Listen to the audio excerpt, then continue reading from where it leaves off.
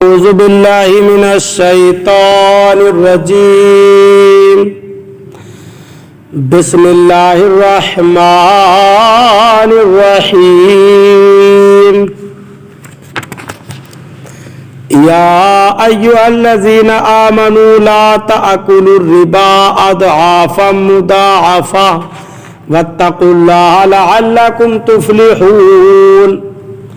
ترجمہ کنزُ الایمان، اللہ کے نام سے شروع جو نہایت مہربان رحم والا۔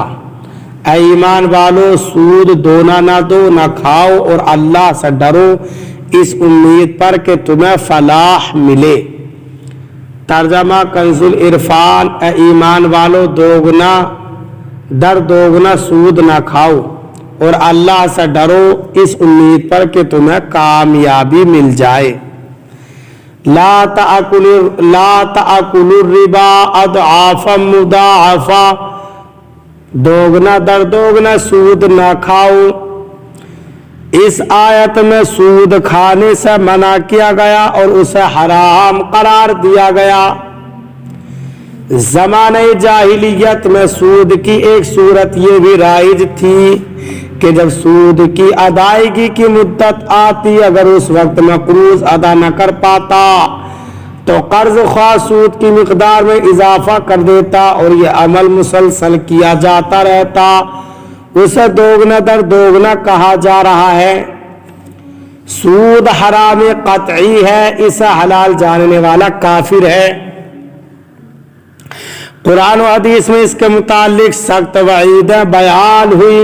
سورہ بقرہ کی آیت نمبر 275، 276 اور 278 میں بھی سود کی حرمت کا بیان موجود ہے، اور حدیث میں ہے ایک حضرت جابر بن عبداللہ رضی اللہ تعالیٰ عنہ سے روایت ہے، حضور سید المرسلین صلی اللہ علیہ وسلم نے سود کھانے والے، کھلانے والے، سود لکھنے والے اور اس کی گواہی دینے والے پر لعنت فرمائی اور فرمایا کہ یہ سب اس گناہ میں برابر ہیں۔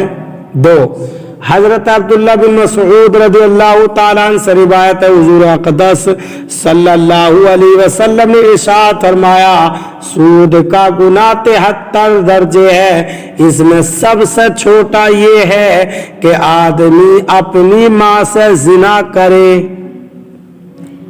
تین، حضرت انس بن مالک رضی اللہ تعالیٰ عنہ سے روایت ہے، سرور کائنات صلی اللہ علیہ وسلم نے ارشاد فرمایا، سود کا ایک درہم جو آدمی کو ملتا ہے اس کے 36 بار زنا کرنے سے زیادہ برا ہے۔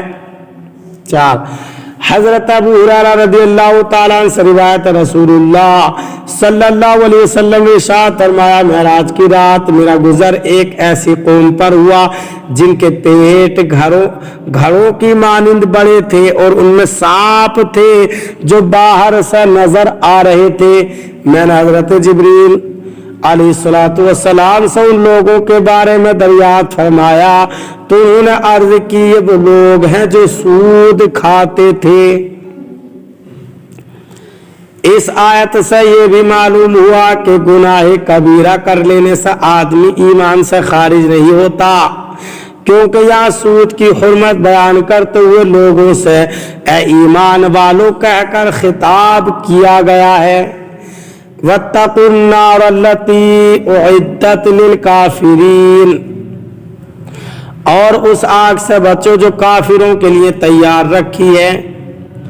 ترجمہ کنزُ العرفان، اور اس آگ سے بچو جو کافروں کے لیے تیار کی گئی ہے۔ وَاتَّقُوا النَّارَ، اور اس آگ سے بچو۔ حضرت عبداللہ بن عباس رضی اللہ تعالی عنہما نے فرمایا، اس آیت میں ایمانداروں کو تحدید دھمکی ہے کہ سود وغیرہ جو چیزیں اللہ تعالی نے حرام فرمائی ہیں ان کو حلال نہ جانے، کیونکہ حرام قطعی کو حلال جاننا کفر ہے۔ وَأَطِيعُوا اللَّهَ وَالرَّسُولَ لَعَلَّكُمْ تُرْحَمُونَ، اور اللہ رسول کے فرمانبردار ہو اور اللہ اور رسول کے فرمانبردار رہو اس امید پر کہ تم رحم کیے جاؤ۔